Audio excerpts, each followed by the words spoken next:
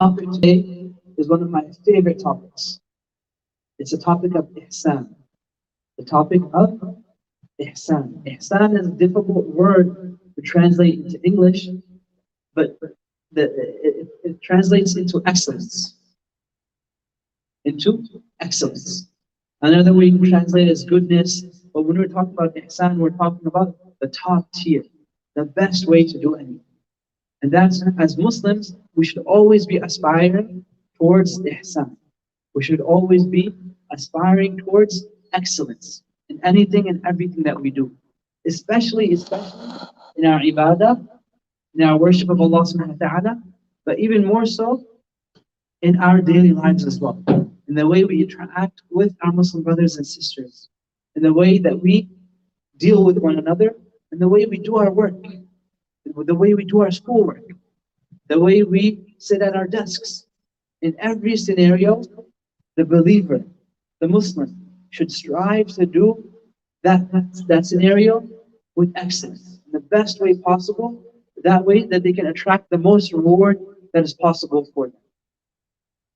When you do your work with ihsan, even if it's your job, even if it's your homework for school, but you do it with ihsan, knowing that Allah subhanahu wa ta'ala is going to reward me for excellence, then you get rewarded for that.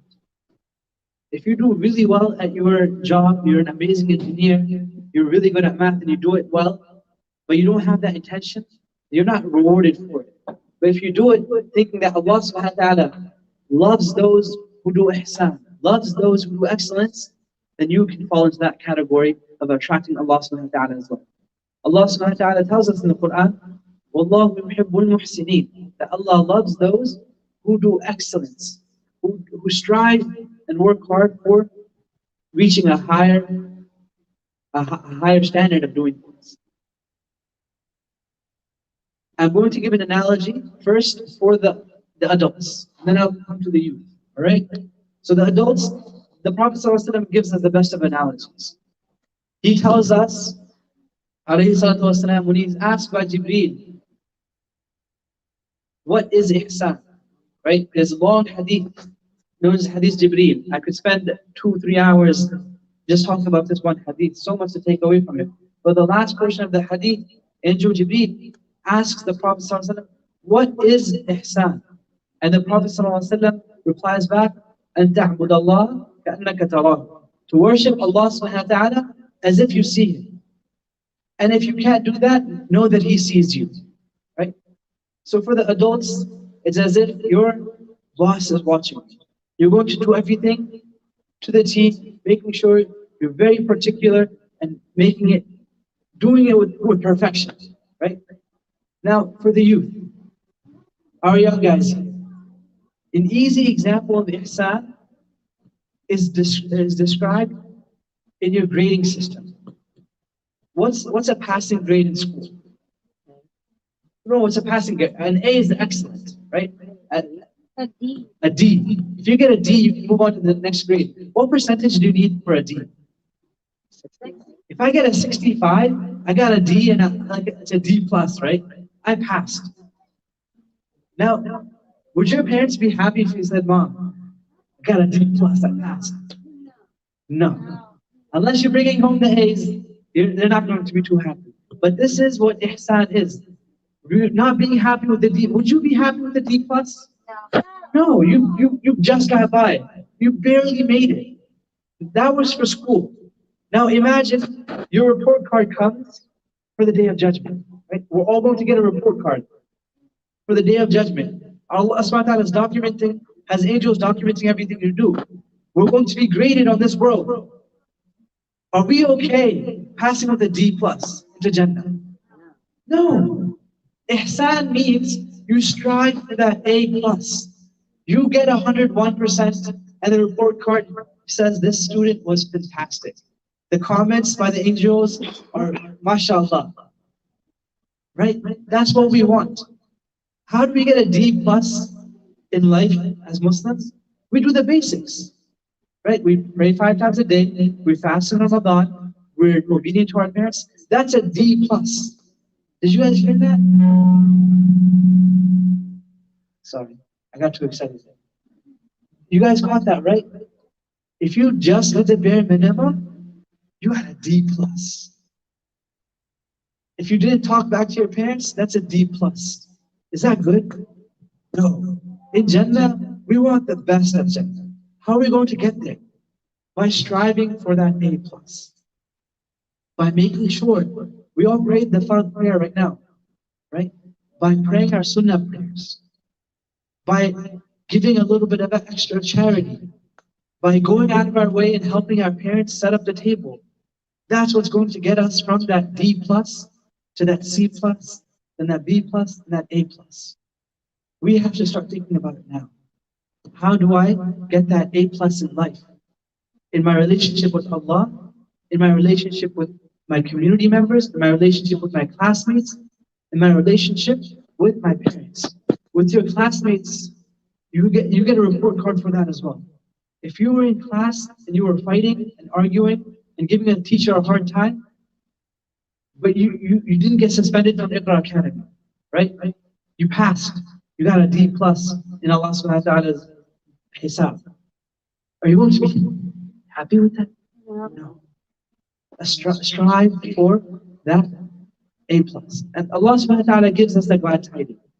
وَالَّذِينَ جَاهَدُوا فِينَا لَنَهْدِيَنَّهُمْ سُبُلَنَا وَإِنَّ اللَّهَ لَمَعَ الْمُحْسِنِينَ. Whoever strives on the path of Allah subhanahu wa ta'ala, whoever makes an active effort to go for that A plus, for their akhirah, Allah subhanahu wa ta'ala tells us that He will guide them and take care of them. He will be the one that sheds the light on your path. He is the one that opens doors for you. And He is Allah subhanahu wa ta'ala tells us, وَإِنَّ اللَّهَ لَمَعَ الْمُحْسِنِينَ. Allah subhanahu wa ta'ala is with the ones who strive for ihsan. My request to all of us here today, in order for us to be in this category of the people of excellence, we have to actively think about what is ihsan in this scenario.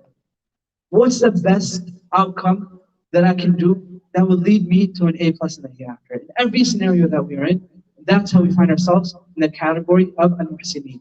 And I want to end with quoting the ayah that tells us, Wallahu yuhibbul muhsinin.